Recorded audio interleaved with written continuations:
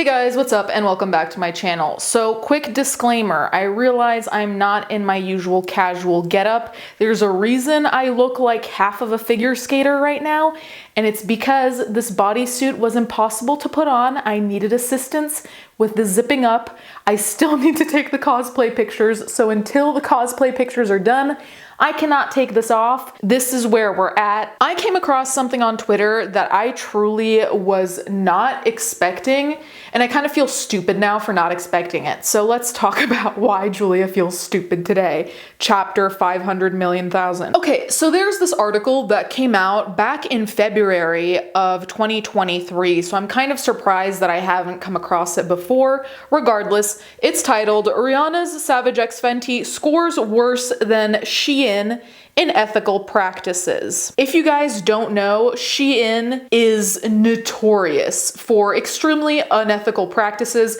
And I mean, even if you didn't really look into it, if you just look at the prices of their things, you can understand why there would be unethical practices, because the prices are so extremely low that there's no conceivable way that people are, first of all, being paid adequately, but second of all, there's no conceivable way to believe that with prices that low, they're actually investing money in safety measures, you know, any type of protocol that is for the well-being of their workers. So SheIn, if you haven't heard of them, is like the worst of the worst in terms of ethics and fashion. The internet rolled in euphoria as Rihanna made her long-anticipated return to the stage to take on her halftime performance at the 57th Super Bowl this month. To top it all off, the 34-year-old took the chance to reveal the pregnancy of her second child, making social media go into a meltdown. Twitter was aflutter. As a sustainable fashion obsessive and raging Rihanna superfan, I felt conflicted watching Rihanna make her return on arguably the most coveted stage in America. On the surface, I was seeing an immigrant woman of color turned singer, entrepreneur, designer, mother, actress, billionaire take the stage, inspiring marginalized groups across the world with her success story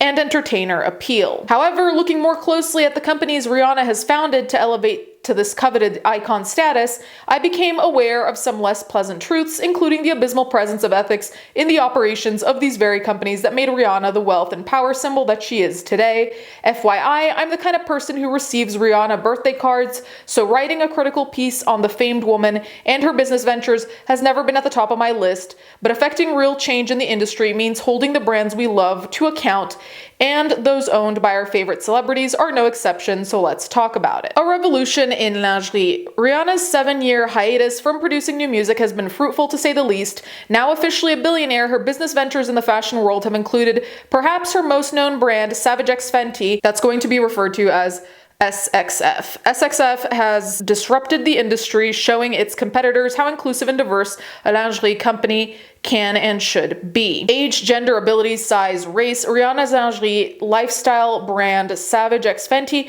has covered it all on the runway and in marketing campaigns. Anyone can be their baddest self in a slinky SXF teddy. Producing some of the most inclusive fashion shows, SXF redefined what sexy means, making Victoria's Secret exclusive angels look antiquated, and the public has been responsive. SXF generated an estimated $150 million in revenue in 2020 and is now reportedly valued at an estimated $3 billion in just 5 years. I'm going to pause here real quick. One thing I will say is I have bought a couple of things from Savage X Fenty in the past. Not many, just because a lot of it is not for me. The few things I have bought, I did not think were bad quality. I do think it's relatively similar to Victoria's Secret. The things I bought, which were basically all black corsets, big shock. So I don't know about the quality of other things. That being said, the quality to me has never seemed above or below the average expectation. Rihanna's comeback was a win for representation, no doubt. When interviewed during Apple Music's Super Bowl press conference, Rihanna explained the performance was an opportunity to represent her country, Black people, and immigrants. And not only that, she showed some 110 million viewers at home that the Super Bowl stage can be rocked by a pregnant woman. Ever the businesswoman, Rihanna used the opportunity to promote her brand when she turned to touch up her makeup with the Fenty Beauty Invisimatte powder surrounded by dancers cladded in SXF bras, boxers, and tank tops. In the run-up to the show, SXF dropped its game day collection of jerseys and sweatshirts with pop-up stores for fans to nab merchandise. Although Super Bowl performers don't get paid directly in performing, it does pay to perform. Google searches for Fenty Beauty rose by 833% after her performance, making it the fourth most searched topic of the evening. Additionally, according to a report by Launch Metrics, the mention of Rihanna and Savage X Fenty is reported to have generated $2.6 million in media impact value. On top of that, Rihanna earned an extra 1.5 million Instagram followers. 13 minutes of stage time was no doubt a commercial success for her brands, but at what cost to people and planet? Now, one quick thing I did want to say before we get into the thick of it, I fear. Rihanna, I think this surprised people, including myself. Not for any big reason for me, because I don't put her on a pedestal. I was a diehard stan back when I was 13 and 14. Those emo songs about like love and relationships, I'd never been in love or in a relationship, but I really felt them for some reason. Anyway, so I have very fond memories involving Rihanna's music, let me put it that way. I think the reason why this is going to be surprising to a lot of people, and it was to me, is because she's not associated, in my mind anyway, she's not associated with fast fashion or with, I guess, superficiality, let's put it that way, the same way some other celebrities are.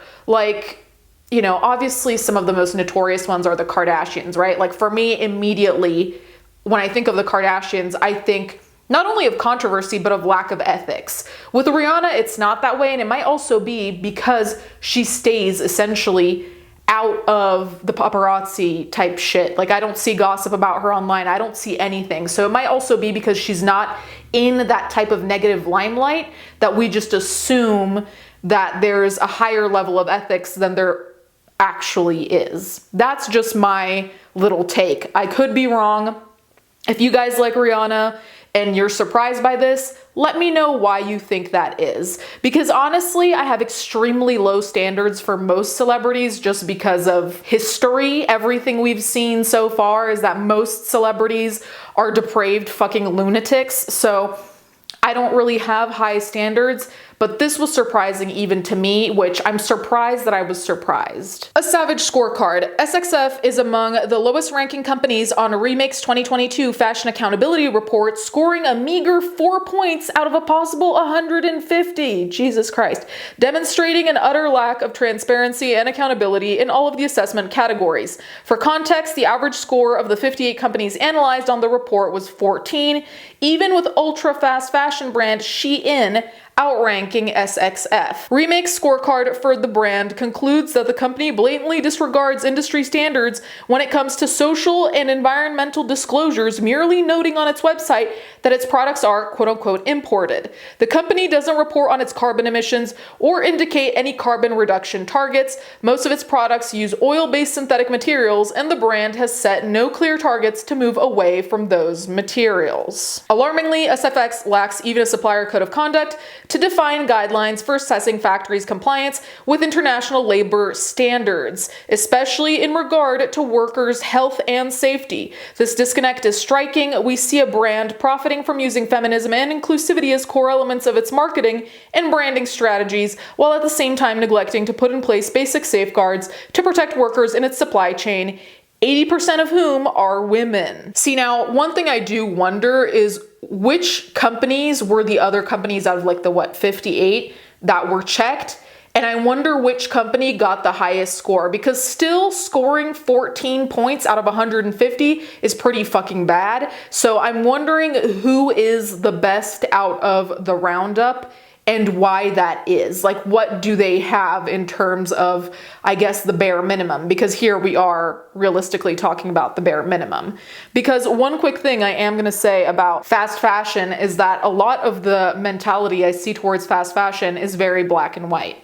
And I personally am against that type of mentality because it's unrealistic at the very best. Between people's budgets, people's sizing, and actually buying things you like, it's very hard to entirely avoid fast fashion, right? Especially depending also on where you live. Not everyone has access to vintage stores, whatever. Not everyone has access to those. There's some countries that barely have any of those in the first place. So I really do think it can't be oversimplified, right? My entire mentality about fast fashion is to decrease every year. That's what I've been doing. Every year I've decreased.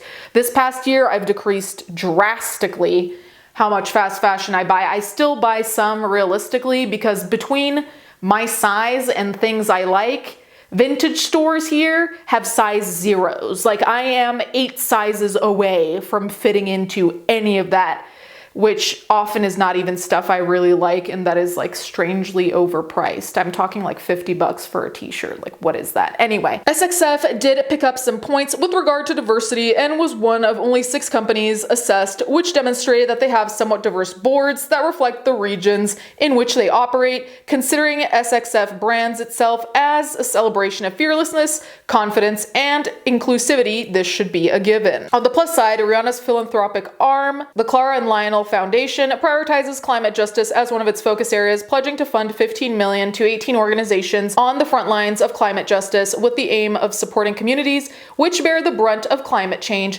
In fact, in an interview with Allure in February 2022, Rihanna made it clear that sustainability is on the brain when she reflected on how pregnancy has made her look at being more sustainable with everything all around. To her credit, positive, albeit pretty small, steps have been taken to advance sustainability in other parts of her business. Through its use of refillable products, recycled materials, and reduction of unnecessary packaging, though with no concrete information on how plans to reduce its emissions, chemicals, or waste, nor any mention of reduction targets, this can be seen as greenwashing. What's more, SFX was fined £1 million by Santa Clara County and 4 other California local governments for allegedly defrauding consumers. The government accused SXF of deceiving consumers by automatically enrolling them in a VIP program with recurring credit card charges. Such membership models can also fuel overconsumption and waste, encouraging VIP members to buy something new every month to get their money's worth. Now that one's real, and that happened to me. I got enrolled in the Savage X Fenty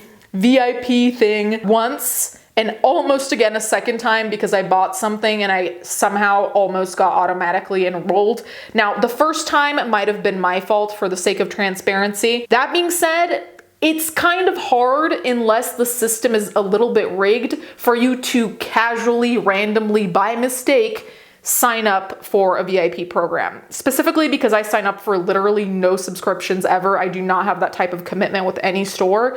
So it's a little bit weird that that would have randomly happened, but giving the benefit of the doubt. But I do know it's happened to a lot of people who have had to unenroll, and they've only unenrolled after like a month or 2 where they see these charges and they're like, oh shit, I was in this the whole time. To fund climate justice initiatives, using profits from an unsustainable fashion brand while simultaneously turning a blind eye to the impact of fast fashion on the planet is a joke at best, a complete hypocrisy at worst. With an expansion of brick and mortar stores and rumors circulating that the company is pursuing IPO and the greater scrutiny that comes with being a public company, Savage X Fenty will need to shape up its business practices and fast, lest it becomes displaced by the next and more ethical lingerie disruptor. So that's where the article ends.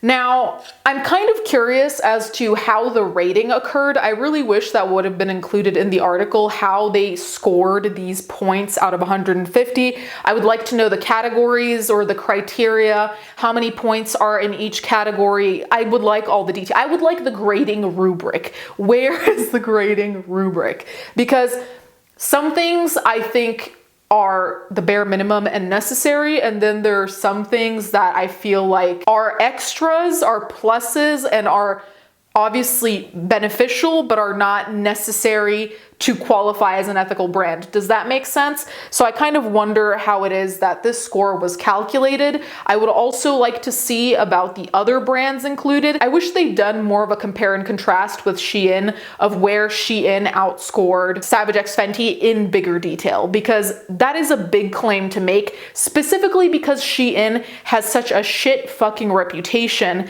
that it's like, if you're saying a brand is worse than them, that is a major insult. So So you'd think that they would explain why that is or how that all worked out. Regardless, you guys can let me know what you think in the comments down below. Like I said, I was surprised, not gobsmacked. I did not fall to the ground and ask God why. But I am relatively surprised by all of this. At the same time, though, I don't really think we can entirely knock Rihanna for trying to make efforts with certain brands, like with her skincare or whatever. You have to make moves where you can and when you can, right? So it's better to make a move in the positive direction while she can with her skincare rather than doing nothing, right? Now, obviously it's not ideal. It will come off as hypocritical, but at the same time, it's like, it's still an improvement. It's still doing something. It's still helping.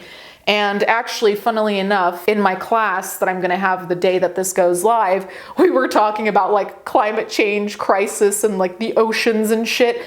And part of the whole discussion that even experts were weighing in on was the fact that there is this all or nothing type of behavior. And as much as, of course, it would be better to do all at once, realistically, in any given situation, not even about greenwashing or, climate change, I'm just talking about any type of improvement in any field whatsoever, usually does not go 0 to 100. So it's best to do 1% today, 2% tomorrow, whatever the fuck, then 0 today, 0 tomorrow. So like, I really don't think it's fair to knock her for trying to make efforts where she could. But again, that doesn't mean that it's enough. That doesn't mean it's okay. It's just, credit where credit's due, I guess, for the little credit we can give. Anyway, you guys can let me know what you think in the comments down below. Thank you guys so much for watching. Thank you to my patrons as always, and I'll catch you guys next time.